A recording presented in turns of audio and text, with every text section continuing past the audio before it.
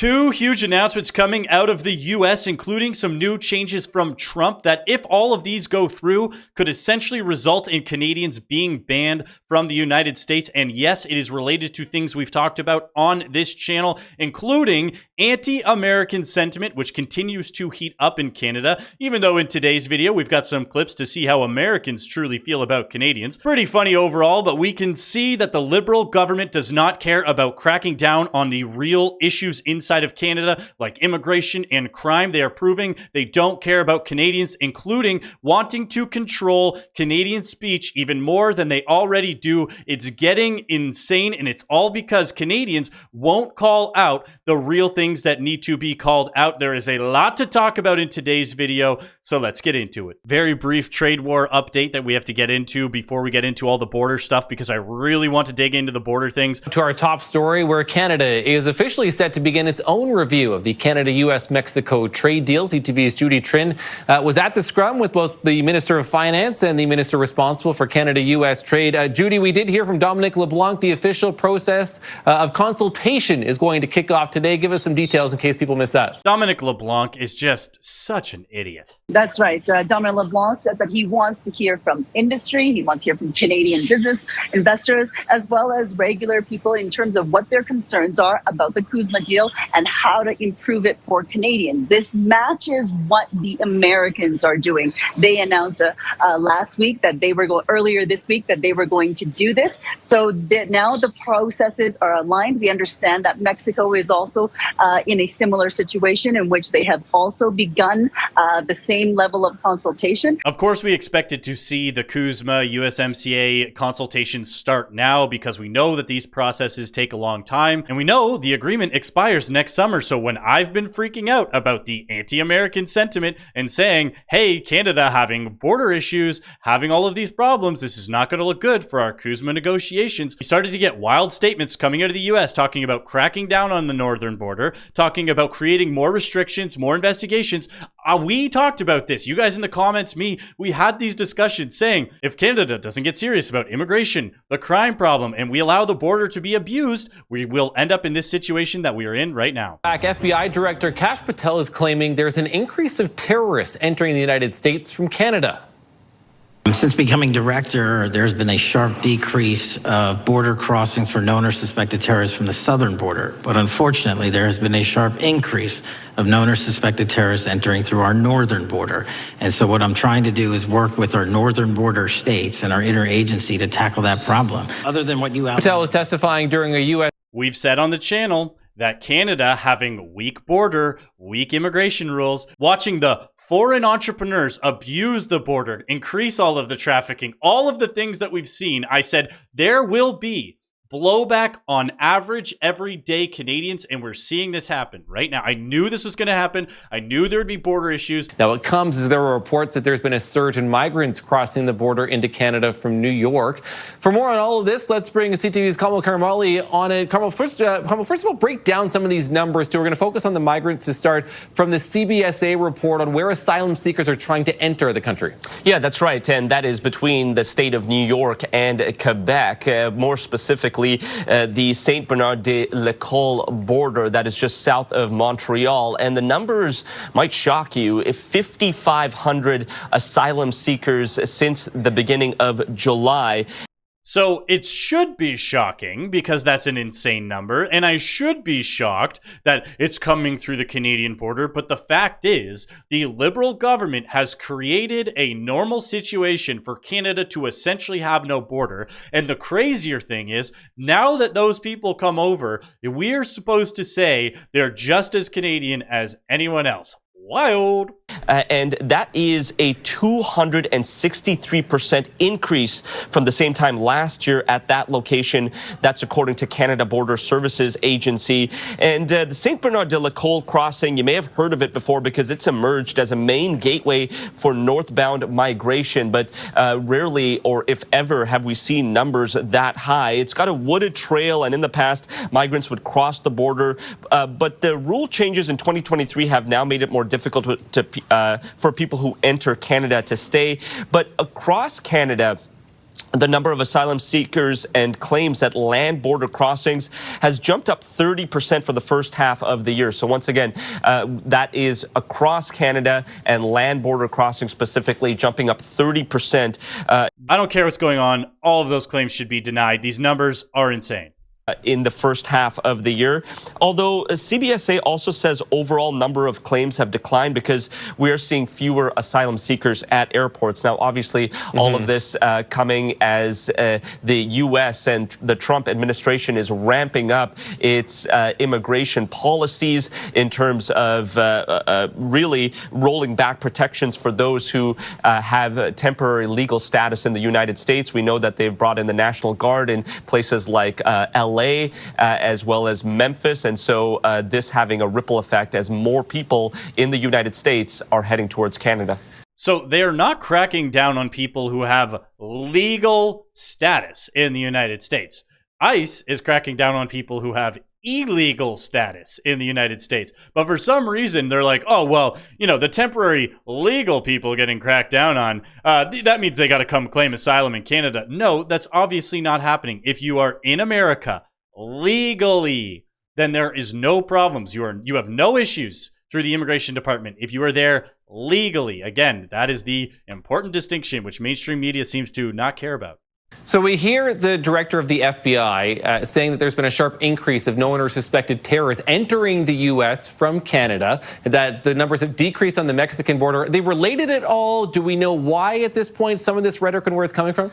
Yeah, that's right. And what we do know, Matt, is that what the American agencies are saying is that there could be an overlap in terms of repeat offenders trying to cross both borders at different times. So what FBI Director Kash Patel said in his words that there's been a sharp increase of known or suspected terrorists, but he wouldn't go. We just release everybody basically no matter what they've done. They're just allowed to walk free. So these people who come over, even if they are arrested on some sort of charges, some sort of crime, they're now double incentivized to continue to break the rules again, including trying to go into the U.S. But they could just hang out here, basically get paid to do it.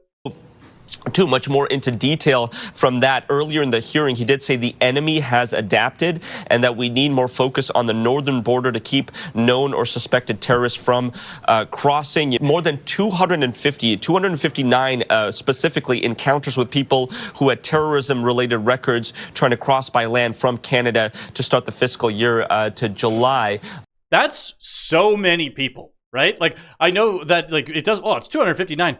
But look at what they're connected to. Like, that's a lot. Of 2025. So 259. By contrast, there were nearly 2,000 such encounters logged at the southern land border with Mexico, Matt. So I love that they try to downplay Canada's involvement in all of these things. Well, you know, we are less than Mexico. Yeah, is that the standard that we want to set? Like, well, there's way more crime coming out of there. Yes, that's true, but we're still a problem. And this is the same thing with, like, price anchoring and shifting window, like an Overton window, is like, yes, they have a problem down on the southern border, but the Canadian border is clearly getting worse. We clearly see increases in issues. So you don't hold the standard of, well, at least we're not as bad as those guys. You still address the issues as they happen. Because what have we been talking about on the channel, both within the US and Canada? It is temporary foreign workers. And in the US, that is called an H-1B visa. And we just got this breaking news today. This is just from today.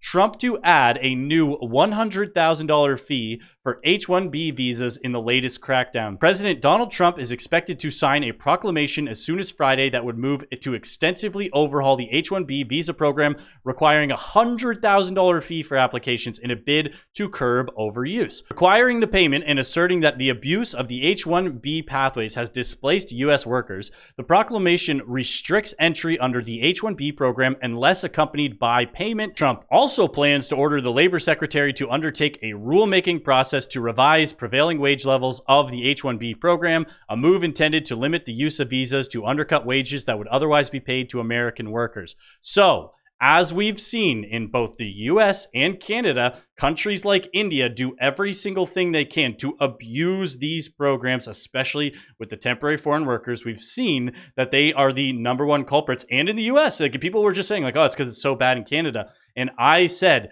these programs will get abused. They will get shut down. And now, as a Canadian who wants to go down to the US with an H-1B visa, you're going to be expected to have a $100,000 fee paid. That's essentially banning companies from wanting to use the H-1B program, which I actually don't have a problem with overall, because again, you need to protect your domestic labor force. I think Canada should be doing the same thing. So they do need to be shut down both in the US and Canada until these programs are completely overhauled. We share the largest land border in the world. So the fact that the H-1B program is essentially banned with this new fee, plus we might be getting more restrictions, all of these things will continue to stack up until it's completely prohibitive for Canadians to either want to or be able to go down to the US until we can rebuild this relationship. Let's get the government to calm down, especially when we have statements from the ambassador who's still saying, like, guys, you ran a whole campaign on being anti-American. Why are you surprised? Like, you know, just listen to what he says here. I totally agree. If you like the video yet, we're trying to get these videos out in front of more people. We are trying to grow the channel. If you like what we talk about here, feel free to subscribe. Love to have you on board. All the new channel members,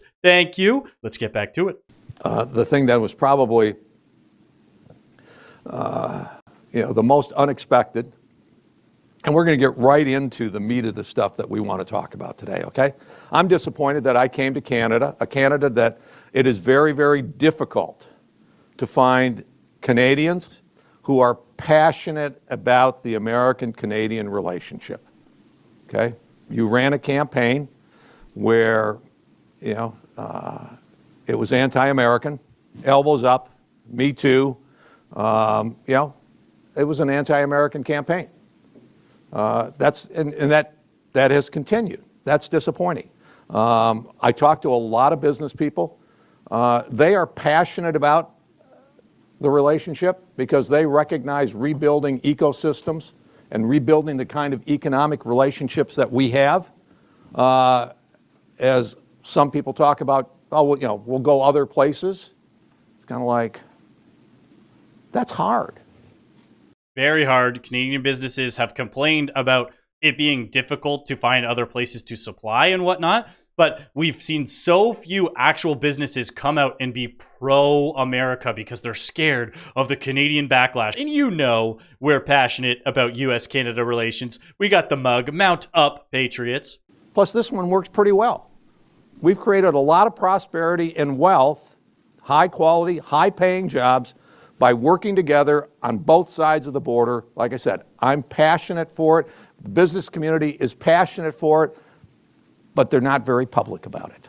Not public, they're too scared, so they don't speak up, again, like I just said, but we talk about it all the time on this channel, and this is half of why I do these videos. Canada, if we had serious leaders who weren't idiots clearly trying to actually destroy Canada from the inside out, could create a strong Canadian nation, a strong American nation, and the economic and political, all of the ties could be strong. It could be so productive, but because of the constant anti-American propaganda that we see, we have videos like this where it says 6 in 10 Canadians say their trust in Americans is broken, and I'm going to show you after this video how dumb you have to be to think like that.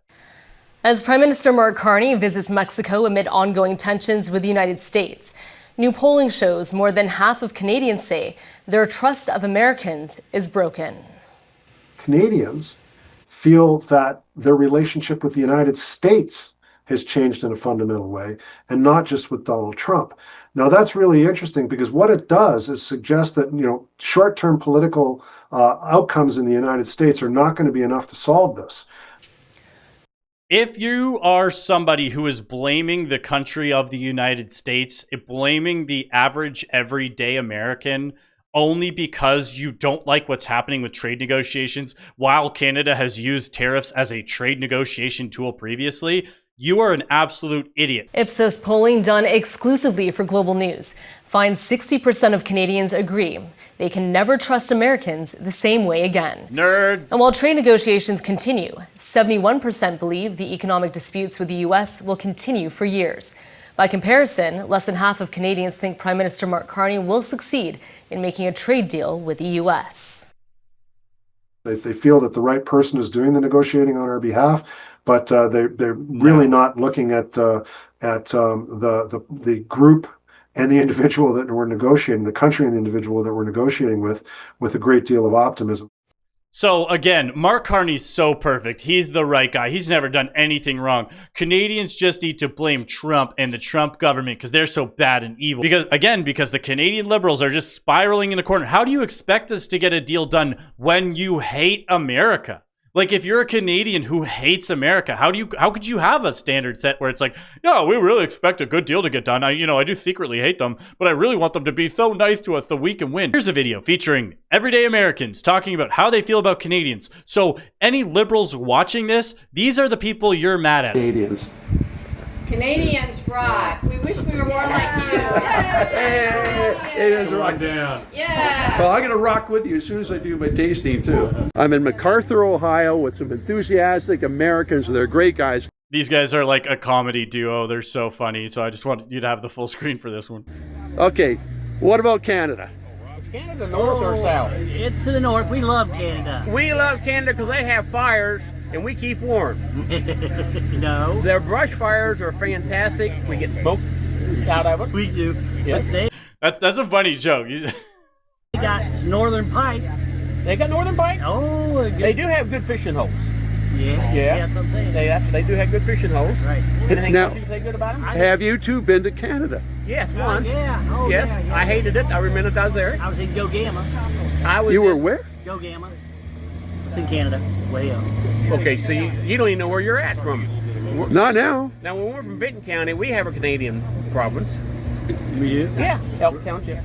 Elk. Yeah. It's north. Yeah. Elk Township. Yeah, so that's, it does real well for Canadians. Are you guys going to be here the weekend? Oh, yeah. Hey, Great. I'm going to do a follow-up. Hey. So he said he hated it when he went to Canada. I'm assuming he was joking. It made me think of those the Muppets characters, like the two critics, like the guys, you know what I'm talking about, the two old men. I'm Justin. And I'm Jay. This is what we think of Canadians. Yeah. Go ahead. Well, I've visited Canada many a times in my life. I've never had a bad experience with a Canadian, although one time I did stop at a gas station and I heard them talking in the full-on, what's going on, accent, and I thought it was one of the most amazing things I've ever experienced. So I've never had an actual negative interaction with a Canadian. They've always been pleasant and wonderful to be around. I've never legally been to Canada. What do you mean? From my What does he mean? interactions, we have a lot of Canadian listeners, and all of our Canadian listeners we get interaction with, I love them to death. And just like here, Canadian citizens are great people, bad government. Correct. Just like here. If I can say anything negative, it's just sometimes I don't even know what the heck they're talking about.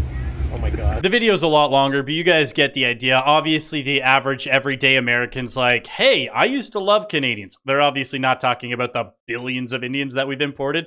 They're talking about the legacy Canadians. Almost all media in Canada is just American media anyway. So the idea that Canadians are mad at everyday people like this, you can't trust Americans. Like, remember, that last video said specifically, not just the government, that they can't trust Americans anymore. So I'm so angry that the Canadian mainstream media keeps driving this division between Canada and the US. When we see that global conflict around the world is heating up, we should have an amazing security relationship. We should have an amazing economic relationship. I should be able to go down to the US with just my driver's license and a smooch on the cheek from the border officer, okay? Again, when we're trying to build secure borders, we need to crack down on the people who come over, especially unchecked through mass immigration. And he says something here that I don't actually agree with, as he continues to double down that the Liberal government needs all of the immigration it can get, of course. And you can't just scrap them and come out and fire off media sound bites that will rally up anti-immigrant sentiments. We need immigration, whether we like it or not in this country,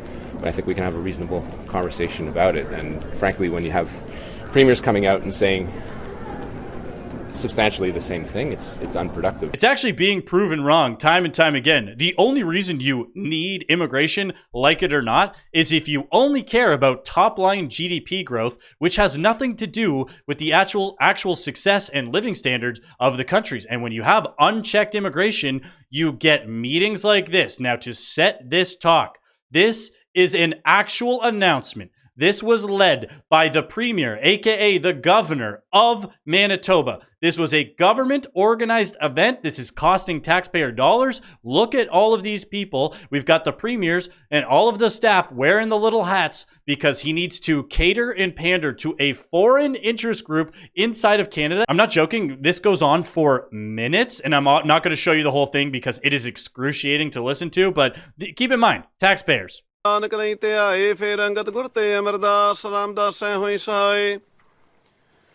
अर्जन हर गोविंद नाम सिमराओ श्री हर राय श्री हर कृष्ण ते आइए जिस दिठे सब दुख जाए ते एक बहादुर सिमरिया कारना उन्हें दिया वैताए सब थाई हुई सहाय दसवें पातशाह. Provincial government announcement with the premier. This is how they open it for minutes. Shri गुरु गोविंद सिंह साहब जी महाराज सब थाई हुई सहाय दसां पातशाहियां की जोत श्री गुरु ग्रंथ साहब जी के पास. That's enough because obviously whatever nonsense he's spouting is absolutely ridiculous and it is so inappropriate. And this is the stuff that we need to be able to call out in Canada. And I want to make sure we have legal protections to say this should not be pushed through government announcements. This is clearly foreign interest and having an impact. How can you not say that this is foreign interference? But the Liberals are actively ignoring crime, which a lot of which comes out of that community, by the way, and they don't want us to get serious about it, but we'll show you the crime they want to get serious about. After 10 years of passing catch and release laws that let dangerous offenders free just hours after getting arrested, the Liberals are still obstructing efforts to undo these laws. They voted down our motion, shut down Parliament, called the snap election, went on summer holidays, and still haven't even started the process to fix what they've broken. And that was during the crisis of our lifetime. They took those holidays. Conservatives will do it for them. Our plan will end catch and release and give 10-year jail sentences to anyone convicted of 3 serious offenses. We could pass these laws today. When will the Liberals stop obstructing Parliament and pass the Conservative 3 strikes you're out law? Just a quick reminder, this guy whose name I can't say and has been accused of political enthusiasm connections 3 different times. I'm going to say that every time. Gave this government a mandate to govern this country and to bring forward new legislation that will ensure that our streets are safer. The 3 strikes and you're out laws don't work, Mr. Speaker. We know that evidence-based decision-making tells us that 3 strikes you're out is a complete failure in the United States. So the Liberal government, who is directly responsible, directly to blame through both mass immigration, their weak on crime laws, everything that they've done, is now telling us they really know how to crack down on laws. So keep in mind, obviously, violent crime is spiking, gun crime, all sorts of things. And these are the issues that they think it's worth making new bills about, new laws. We're going to play his entire statement because it sounds like, oh, well, maybe that is a good thing. We're protecting the religious institutions. That's good. Until he starts to say the stuff, and you go, wait, so you're just making a blanket anti-hate bill? We are moving forward with a piece of legislation that will create 4 new criminal offenses. The first 2 are aimed at protecting religious institutions with the new crimes of obstruction and intimidation. This will ensure those who gather to practice their faith at religious institutions, schools, community centers, and other buildings and structures that primarily serve identifiable communities will have the ability to do so freely and without fear that they will be targeted because of who they are. We also have realized through many conversations with those impacted by hate crimes in Canada that hate is not limited to the doorsteps of our religious institutions, but is prevalent throughout the entirety of our communities. We see it in our streets, we see it in our parks, we see it in our grocery stores. Frankly, we see it almost everywhere. What is the definition of hate? What are they going to say falls under that? Am I not going to be allowed to feature the foreign entrepreneurs anymore because they've classified that? You're creating a whole new wave of controlled speech, controlled action, everything. In addition to the campaign commitments around the crimes of obstruction and intimidation, we are moving forward with establishing a new crime of hate. This will operate by layering on top of existing criminal offenses with a new offense that will specifically target hate where that crime was committed because of their motivation of hatred towards the victim. Hey, a couple of guys beat me up and stole my car. Well, we can't connect that it was hate motivated. They might have just wanted the car as a couple foreign entrepreneurs, so we got to let it slide. You can imagine that it may be more morally culpable for a person who assaults another, not just because of a personal problem they may have, but because of their belonging to a community. If a person Why? robs a store because the owner comes from a particular group, or if a person commits harassment against someone who is seeking to attend university classes merely because they belong to a particular community of faith or race. So assault is no longer assault unless we could prove they hated you. This behavior is not just morally culpable. The impact has reverberations through the entirety of a community, and I would argue tears at the seams of the social fabric of the nation. Oh, they care a lot about the social In addition to the crimes fabric. of obstruction, intimidation, and hate, we are also moving forward with an additional offense of the willful promotion of hate through the use of hate symbols. This is what I'm worried about, because this is very vague, and they can control any level of speech and commentary and everything that they want with this. Specifically enumerated will be particular symbols associated with a period of history involving Nazis' discrimination against Jews and the targeting of Jews in the Holocaust, as well as the symbols specifically tied to listed terror organizations.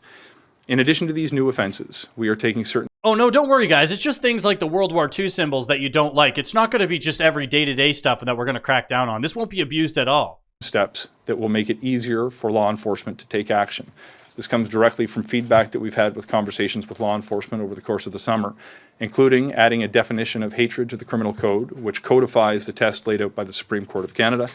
Yeah, that's what I bet you if you ask the everyday police officer who's dealing with these insane crime waves we're having in Canada, with the immigration problem, the international crime rings, all of these things, if you ask them, hey, what is the biggest concern for you as the police officer who's dealing with the break-ins, the home invasions, all that stuff, and they're going to be like, I think it has to be if people are mean or not. And this is how we end up with nonsense programs trying to get us away from the US, working with other countries, when every single person with half a brain says you should be best friends with America, building the strongest economic zone in the world. Instead, we're getting more restrictions at the border, making it harder for Canadians to go down, and potentially banning Canadians from the H-1B visa program. But if you made it this far in the video, you absolutely rock. Don't forget to like and subscribe. Try to get these videos out in front of more people. We are trying to grow the channel. If you want to support the channel, you can do it through the link down below. You can also do it through YouTube directly. Thank you, and have a great rest of your day.